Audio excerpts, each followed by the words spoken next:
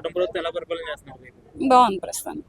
బాగుంది. కాకపోతే కొంచెం వాళ్ళు చెప్పినటువంటి పాలన హామీలే కానీ, పథకాలే కానీ కొంచెం లేట్ అవుతున్నాయి. ఈ నెలలో తల్లి దీవెన వేస్తున్నారు.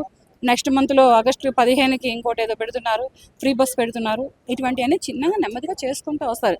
ఎందుకంటే సపోర్ట్ కేంద్రం కూడా సపోర్ట్ చేయాలి కదా. వీళ్ళు ఏదో హామీలు ఇచ్చి గద్దె ఎక్కారు, కాదనట్లేదు నేను. చేద్దామనే ఉద్దేశంతోనే గద్దె ఎక్కారు. కానీ వీళ్ళు గద్దె ఎక్కేటప్పటికి వీళ్ళ వయసు 20 ఏళ్ళ 25 ఏళ్ళ యువకులు కారు. 74 ఏళ్ళ చంద్రబాబు నాయుడు గారు, 55 ఏళ్ళ పవన్ కళ్యాణ్ గారు, 50 ఏళ్ళ నారా లోకేష్ గారు.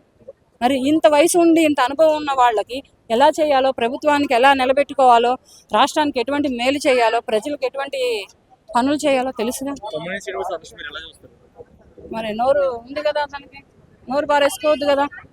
మరి వేసల రాజధాని అంటే చెప్పు తీసుకుని కొడుతున్నారు ఆడవాళ్ళు. కొడతారు.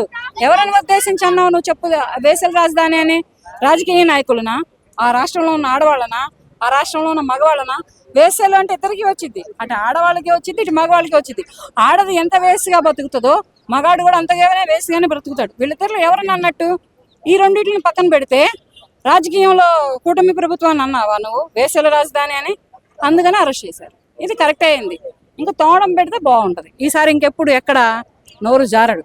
ప్రభుత్వం ఓడిపోయిందనో, లేకపోతే శాలరీలు రావట్లేదనో, మధ్య ఏమైనా పొయ్యి నోరు పారేసుకున్నాడా, లేకపోతే అహంకారంతో నోరు జారాడా అనేది తెలియట్లేదు. కానీ నోరు బాగుంటే ఊరు బాగుంటుంది. నోరు అదుపులో పెట్టుకుంటే ఎవరు ఏం చేయరు.